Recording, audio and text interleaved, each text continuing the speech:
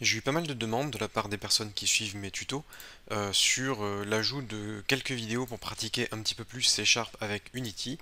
Et donc ce que je vous propose ici, c'est simplement une vidéo dans laquelle je vais faire des choses un petit peu en vrac, simplement pour vous faire pratiquer du C# et voir qu'est-ce que l'on peut faire avec Unity et C#. Pour cela, je vais partir sur une nouvelle scène totalement vide, avec uniquement la caméra de base ici. Et sur cette scène, on va s'amuser à faire un peu n'importe quoi, mais juste histoire de manipuler C#. Alors évidemment, on va avoir besoin de créer un script C#. Je vais faire clic droit, Create C# Script, ce qui va me permettre d'ajouter ce nouveau script. Je vais l'appeler tuto par exemple. Donc j'appuie sur Entrée. Le script s'ouvre sous Visual Studio. Et pour ne pas oublier de le mettre sur la scène, je vais directement sélectionner ma caméra et faire glisser le script tuto sur la caméra, ce qui me permet d'ajouter le script à un objet de la scène. Mais j'aurais très bien pu créer un objet vide, comme ceci. On peut très bien créer un objet vide. Et à ce moment-là, le script, si vous préférez le mettre sur l'objet vide, vous faites glisser comme ça. Et l'important, c'est que le script soit positionné sur un objet de la scène. Donc ce que je vais faire, c'est vous montrer des notions qui sont quasiment tout le temps utilisées dans les jeux vidéo et en programmation en général. Donc je vais vous faire manipuler des fonctions que vous verrez très souvent. Je vais commencer par aller dans GameObject, 3D Object, Cube. Donc je crée un cube. Et je trouve que la scène est carrément sombre, puisque là le cube, si vous regardez, il est tout noir, parce qu'il n'y a pas de lumière sur la scène. Je vais donc faire GameObject, Light, Directional Light, et ça m'ajoute une lumière. Alors vous pouvez la placer où vous voulez sur la scène, ça n'a pas d'importance, puisque comme c'est un soleil, c'est de la lumière qui vient de l'infini, donc ça impacte votre scène de la même façon partout, parce que c'est considéré comme étant un soleil. Donc là j'ai un cube. Sur ce cube, je vais appliquer un matériel, clic droit, Create Material, et je vais l'appeler blanc. Le matériel, c'est ce qui va nous permettre d'ajouter une coloration. Donc là je fais glisser le matériel, rien n'a changé, sauf que maintenant j'ai un matériel. Tout à l'heure j'avais vraiment le matériel de base par défaut, maintenant j'ai mon propre matériel. Et moi je vais laisser comme ça, mais maintenant si vous le souhaitez, vous pouvez directement modifier la couleur du cube, puisque comme on a créé notre matériel, eh bien on peut jouer sur la couleur. Alors d'ailleurs non, je vais même pas le laisser en blanc, je vais mettre une couleur. Je vais renommer le matériel en cube, et ça sera la couleur par défaut du cube. Ce cube ici, je vais créer un préfab. Pour cela, je clique sur le cube de la hiérarchie, c'est-à-dire ce cube-là. Je le sélectionne, je le fais glisser dans le projet. Et là, ça me crée un préfab. Un préfab, c'est un élément préfabriqué que je vais pouvoir réutiliser. Et du coup, on va pouvoir le réutiliser à l'infini, si on le souhaite.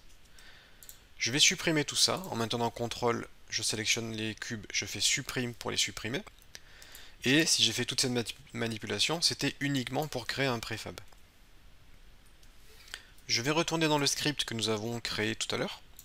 Et dans ce script, je vais ajouter une variable public GameObject, parce que je veux stocker un GameObject. Un GameObject, c'est un objet de jeu de Unity.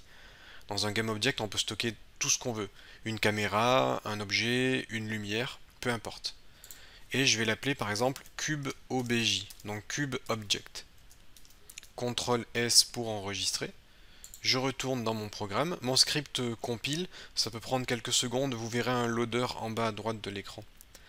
Je clique sur Test Object et là vous voyez que ma variable CubeObj que je viens de créer existe. Elle est présente, on la voit dans l'inspecteur. Je peux faire glisser le cube là-dedans pour attribuer le cube à ma variable et mon script connaît maintenant le préfab et on va pouvoir l'utiliser. Alors comment l'utiliser? On peut par exemple faire un instantiate de cube. Instantiate, ça va permettre d'instancier, donc de générer l'objet sur la scène. Et cette fonction prend plusieurs paramètres. Alors là, on voit qu'il y a transform, mais nous, ça ne va pas nous intéresser. En fait, quand vous avez la suggestion ici, une fonction peut s'écrire de plusieurs façons différentes. Là, en l'occurrence, instantiate peut s'écrire de 10 façons différentes. et vous pouvez utiliser les différents, enfin les petites flèches ici pour voir les différentes signatures de la fonction et pour voir l'ensemble des paramètres possibles.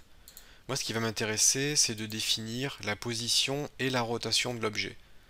Donc là, c'est la quatrième façon d'écrire cette fonction. Donc c'est un vecteur 3. Alors je vais faire vecteur 3. Le vecteur 3, c'est les axes x, y, z, donc la position x, y, z de l'objet. Je vais mettre en 0, 0, 0, de façon à l'instancier tout simplement au milieu de la scène. Alors comme c'est un nouveau vecteur 3, je vais devoir utiliser le mot-clé new pour créer un nouveau vecteur 3. Mais si vous le souhaitez, alors moi je ne vais pas le faire mais je vais vous montrer ici, si vous le souhaitez, vous pouvez créer une variable publique de type vecteur 3. Je vais l'appeler exemple vec3 et là ça va vous créer un vecteur 3 qui sera visible dans l'inspecteur et vous pourrez tout à fait utiliser votre variable comme ceci. Mais moi c'est pas ce que je vais faire, je vais créer un vecteur 3 à la volée. Au niveau de la rotation, je vais utiliser quaternion.identity. En gros, ça signifie que je souhaite simplement conserver la rotation de base du cube telle qu'elle est définie dans le préfab. Donc c'est juste, voilà, je dis juste conserve la rotation par défaut. Donc ici, j'ai rien sur ma scène. Je vais afficher le jeu, par exemple, par là. Je lance le programme. Donc là, on attend que ça se lance. Et vous voyez que j'ai bien le cube qui apparaît ici. Il a été instancié. Et si je regarde sa position, c'est 0, 0, 0. Alors on aurait pu l'instancier n'importe où sur la scène. Hein. Moi je l'ai mis en 0, 0, 0. Si je quitte, le cube disparaît puisqu'il a été instancié dynamiquement. Ce que je vais faire, c'est instancier le cube ici, en position 0, 0, 0. Et je vais juste placer ma caméra de façon à ce qu'elle puisse filmer le cube du dessus. Alors la caméra, je vais la positionner comme ça, hein, sur les axes en utilisant ces flèches. Et en utilisant l'outil de rotation, je vais la tourner un peu pour filmer en vue de dessus comme ça. À peu près. Je peux même... je vais même faire ça. Je vais mettre la caméra comme ceci pour plutôt filmer le cube pour qu'il se trouve sur le coin inférieur gauche de l'écran. Je supprime le cube, c'était juste un repère pour pouvoir positionner ma caméra. Et je retourne dans mon programme. Alors je vais maintenant utiliser une boucle for. La boucle for permet d'exécuter une instruction un certain nombre de fois. Et moi, si je veux exécuter une instruction 10 fois, je vais faire for int i est égal à 0. Donc là, je crée une variable de type int qui s'appelle i et qui est égale à 0. Point virgule. I plus petit que 10. Donc ça veut dire tant que i est plus petit que 10, bon, on continue. Et ensuite, on fait point virgule, i++, ça veut dire augmente i de 1. Et ensuite, on fait accolade, accolade. Donc je vais re-expliquer. La boucle for permet d'exécuter une instruction un certain nombre de fois. Ça prend 3 paramètres. La variable à l'état initial, donc nous on a une variable i qui est égale à 0. La condition d'arrêt de la boucle, quand est-ce que la boucle va s'arrêter? Ben nous elle s'arrêtera à partir du moment où, enfin tant que i est plus petit que 10, ça continue. À partir du moment où cette condition n'est plus respectée, ben, la boucle s'arrête. Et i++ permet d'incrémenter la valeur de i, donc d'augmenter de 1 à chaque fois, parce que si i ne change jamais, ben, cette condition d'arrêt ne sera jamais atteinte, et du coup on aura une boucle infinie, ce qui fait planter un programme. Je vais prendre ça, je vais faire CTRL-X pour couper, CTRL-V pour coller, donc je vais faire mon instantiate ici, dans cette fonction, et par exemple, au lieu de créer un vecteur 3, 0, 0, 0, je vais créer un vecteur 3 i 0, 0, ce qui fait que i prendra la valeur 0, puis 1, puis 2, puis 3, jusqu'à 10. Enfin jusqu'à 9, puisqu'on s'arrête à i plus petit que 10. Et donc, ça va m'instancier le cube 10 fois, et la position sera légèrement différente à chaque fois. CTRL S, je retourne dans mon programme, dans Unity. Alors juste pour information, tout à l'heure on avait créé un exemple de vecteur 3, vous voyez qu'il est bien présent ici, donc c'était juste pour vous montrer. Je lance le projet, et là vous voyez que j'ai 10 cubes qui ont été générés, parce que c'est ce que j'ai défini. Tout simplement c'est ce que j'ai défini dans ma boucle. Ça me crée un cube qui est en position 0, 0, 0, un cube qui est en position 1, 0, 0, puis 2, 0, 0. Et maintenant, en imaginant que l'on veuille créer une grille qui fasse 10 par 10, pour faire par exemple un jeu de société, un jeu de plateau, il faudrait modifier le Z également, pour que le cube aille par là. Donc ça c'est assez facile, et sachez que vous pouvez fusionner plusieurs boucles ensemble. Rien ne m'empêche de faire une boucle for dans une boucle for. Bon, j'ai pas le droit d'utiliser le même nom de variable, je vais donc créer j. Pour j égale 0, j plus petit que 10, j++, je vais faire un instantiate de mon cube en position i0j, et là, ma boucle va fonctionner. On va être dans cette boucle, qui va tourner 10 fois, donc on entre dans la boucle, on exécute l'instruction. Cette instruction-là doit s'exécuter 10 fois, donc on va faire 10 fois ça. Puis, une fois que l'instruction est finie, qu'on arrive là, notre boucle ici va passer à sa deuxième instruction. Donc on va recommencer ça 10 fois. Puis quand c'est fini, on remonte ici. Et tant que la condition d'arrêt n'est pas atteinte, on va continuer. Et une fois qu'on aura exécuté 10 fois cette boucle, on aura terminé ici, et on sortira du programme. Donc normalement, on devrait avoir une grille de 10 par 10. Et là, j'ai bien une grille de 10 par 10.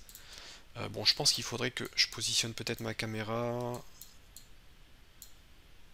peu près comme ça, je pense. Donc on est en quoi? On est en 4, 8, moins 3 et 50. 4, 8, moins 3, 50. 4, 8, moins 3 et 50. Alors en fait, quand vous faites des modifications pendant le jeu, les modifications ne sont pas conservées. Les modifications ne sont conservées que lorsque le jeu est à l'arrêt. C'est pour ça que j'ai dû mémoriser ce que j'ai mis ici. Et là, vous voyez que ma caméra est bien positionnée.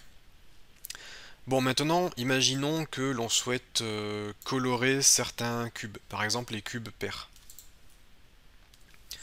Ce qu'on peut faire, c'est créer une variable GameObject que je vais appeler GO et qui est égale à ça. GO pour GameObject, c'est un raccourci. Ça, le nom, vous pouvez mettre ce que vous voulez, Toto, Titi, Tutu, ce que vous voulez.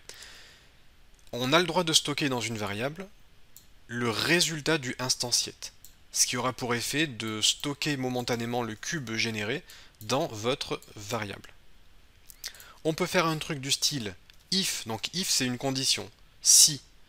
La condition c'est quoi? On va dire si j modulo 2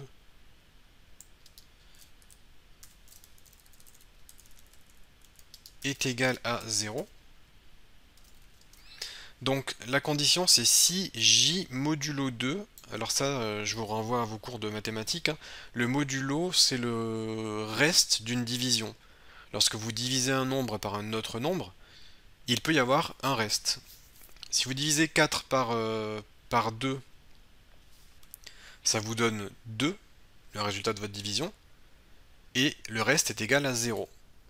Mais si vous divisez 4 par, je sais pas, par 1, quelque chose, eh bien forcément, vous n'aurez pas un chiffre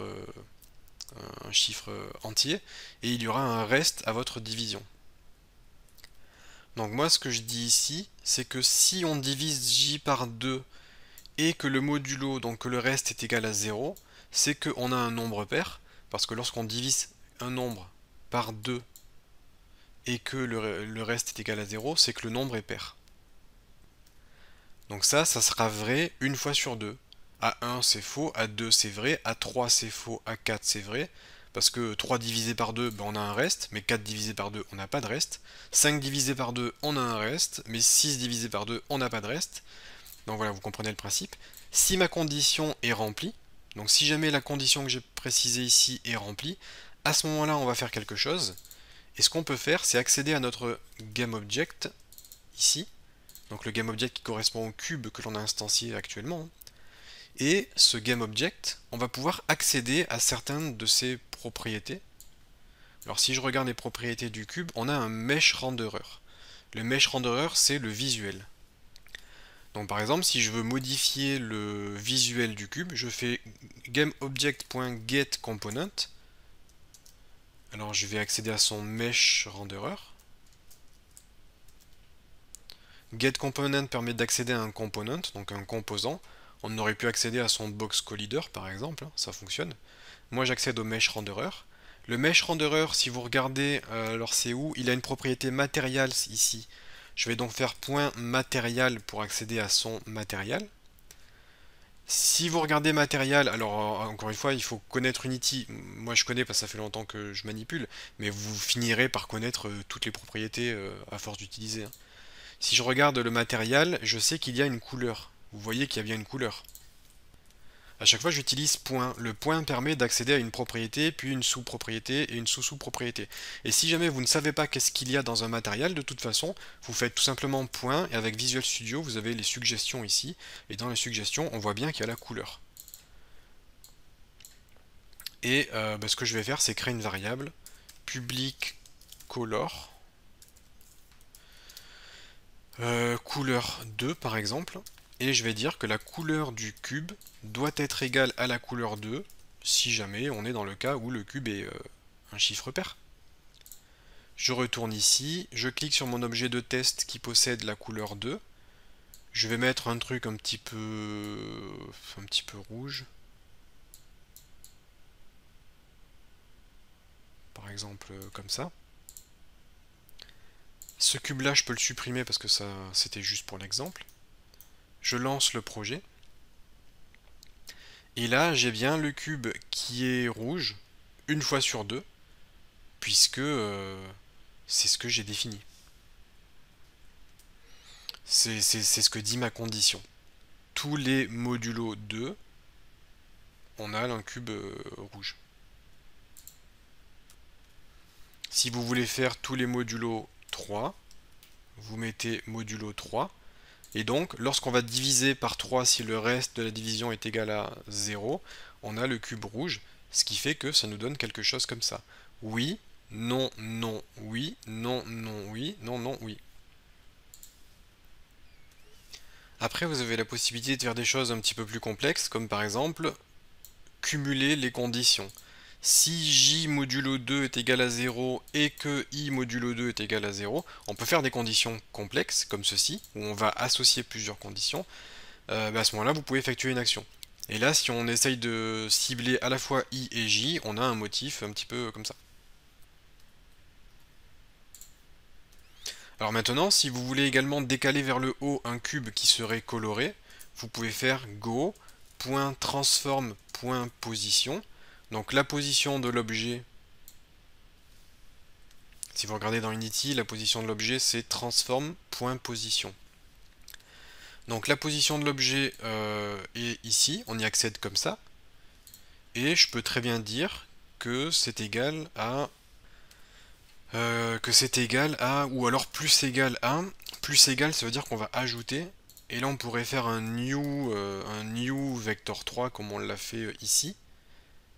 Et on pourrait mettre 0, 1, 0, ce qui additionnerait la position en ajoutant 1 sur l'axe Y, donc l'axe qui va vers le haut.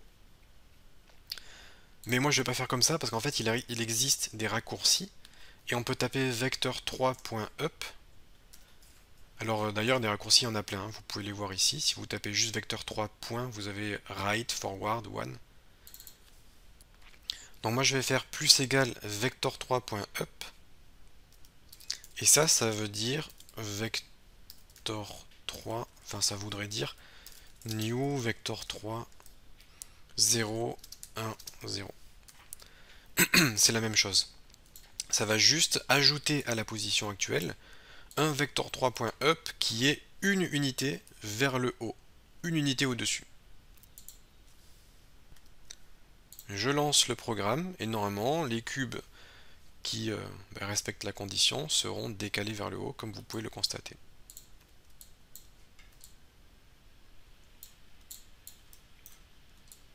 Alors là on a créé un script global qui génère notre plateau si on veut. Mais on peut créer un nouveau script, donc clic droit, create C# script. Je vais l'appeler cube script ou peu importe, ça n'a pas trop d'importance. Et ce cube script, on va le placer sur le préfab du cube. Du coup, si je lance le programme, vous allez voir que chaque cube dispose du cube script. Peu importe le cube sur lequel je clique, j'aurai le cube script. Et on va pouvoir éditer ce cube script. Et ce que vous pouvez faire, alors pour l'exemple, je vais utiliser la fonction onMouseOver. OnMouseOver qui se déclenche lorsque la souris survole l'objet qui possède le script. Donc tous nos cubes possèdent le script. Ce qui fait que peu importe le cube que je survole avec la souris, on aura cette fonction qui se déclenchera pour le cube en question. Ce que je vais faire, c'est une variable publique color base color par exemple, et une variable publique color over color. La base color, ça va être la couleur de base du cube, et la over color, ça va être la couleur au survol de la souris.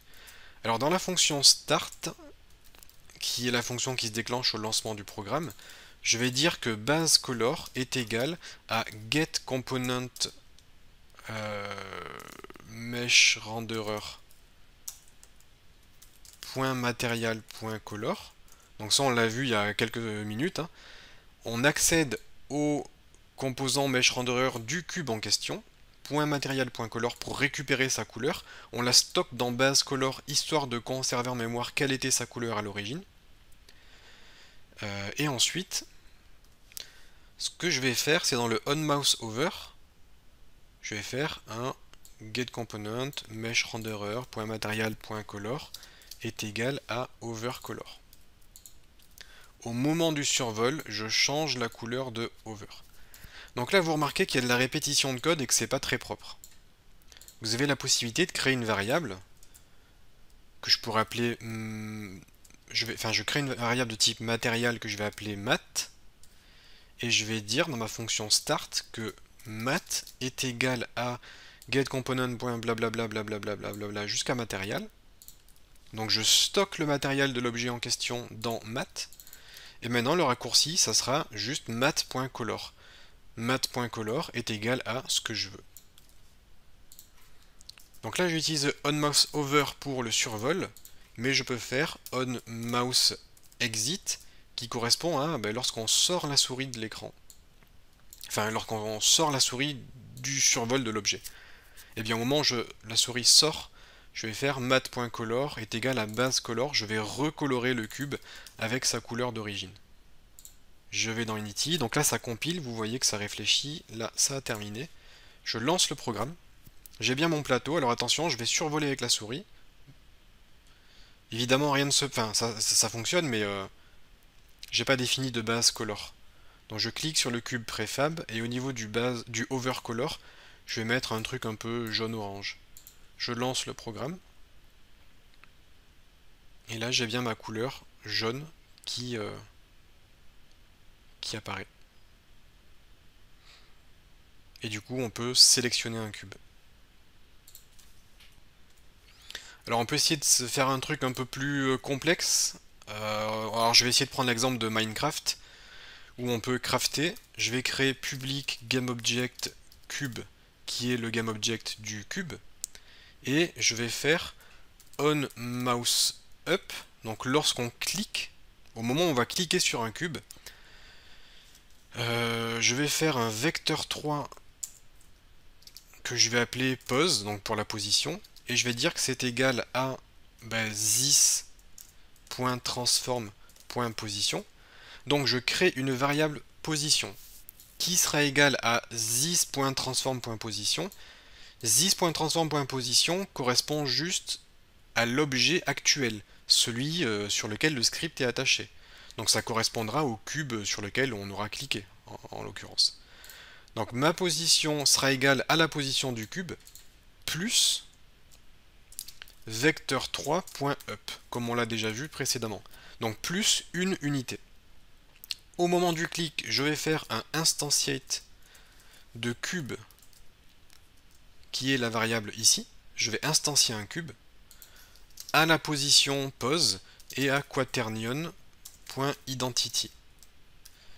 Je vais stocker ça dans une variable, GameObject go est égal à tout ça, et je vais dire go.getComponent mesh renderer.material.color est égal à, et là je peux faire new color si je veux créer une couleur à la volée, et si je regarde comment ça marche, je prends du rouge, vert, bleu. Donc je vais mettre 0.1 F en rouge, 0.8 F en vert et 0.1 F en bleu. Quand je crée une couleur à la volée, c'est rouge, vert, bleu, et les valeurs ici, c'est compris entre 0 et 1. 0 c'est 0% et 1 c'est 100%. Donc 0,1 ça fait à peu près 10% de rouge, 80% de vert et 10% de bleu. Comme c'est un float, un nombre à virgule flottante, je dois mettre un petit f, ça c'est une convention C#. Du coup, au moment où je vais créer un cube, il va se positionner sur le cube que j'aurai cliqué, et on va colorer le nouveau cube. Du coup, je sélectionne le cube préfab ici, qui a un script cube, qui lui-même doit prendre le cube préfab. Donc en fait c'est un peu Inception là. Je lance le programme, ça me génère mon plateau, au survol de la souris j'ai bien quelque chose qui se passe, et lorsque je clique, ça me crée un cube, et je peux créer une montagne si je veux. Lorsque je clique, ça crée un cube vert au-dessus du cube qui aura été cliqué. Donc là vous avez, disons, la brique vraiment minimale pour un Minecraft. Alors évidemment on est censé pouvoir détruire un objet. Pour pouvoir détruire un objet, c'est pas compliqué. Je vais vous montrer une autre façon de faire. Je vais utiliser la fonction update qui tourne en boucle. Et je vais faire... ou non, même pas. Ouais, si, on va faire ça. On va faire un update. Je vais faire if input.getMouseButtonUp. Alors que je me trompe pas, clic gauche c'est 0, clic droit c'est 1. Donc si on appuie sur le clic droit de la souris, on va faire destroy, qui va permettre de détruire un objet. Et on va détruire selectedCube, qui est une variable qui n'existe pas. C'est une variable qui n'existe pas. Je vais créer ma variable ici, GameObjectSelectedCube est égal à nul, donc c'est égal à rien du tout. Et au moment du survol de l'objet, donc onMouseUp, je vais dire que selectedCube est égal à this.GameObject. Et non d'ailleurs, excusez-moi, je dis des bêtises, c'est pas dans le onMouseUp, c'est dans le onMouseOver. Dans le onMouseOver, je dis que le cube sélectionné, c'est le cube actuel, et dans le onMouseExit, je dis que le selectedCube est égal à nul, donc nul c'est-à-dire rien du tout. Donc en résumé, je crée une variable selectedCube qui est égale à rien. Au moment où je survole un cube, eh bien je dis que le cube sélectionné c'est celui qui est survolé. Au moment où j'annule le survol, le cube sélectionné c'est rien du tout. Et dans le update qui tourne en boucle, je vérifie à chaque instant si l'utilisateur fait un clic droit. Et si c'est le cas, on détruit le cube survolé. On va tester. Donc je suis là, je peux créer des cubes. Et si je fais clic droit, je peux supprimer des cubes.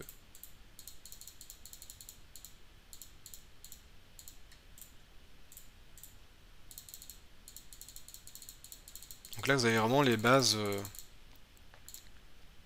si vous voulez vous lancer dans un genre de Minecraft, vous avez les bases des bases.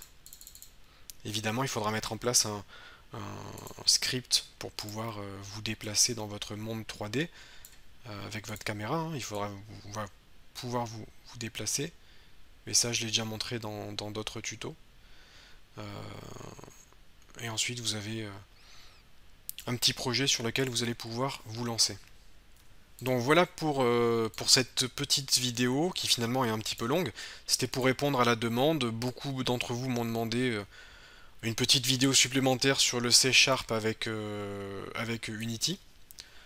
Donc la voici. Vous aurez vu comment instancier des choses, utiliser des boucles, utiliser des conditions, créer des objets, les détruire, accéder aux composants, modifier des paramètres du composant comme la couleur, gérer les clics souris.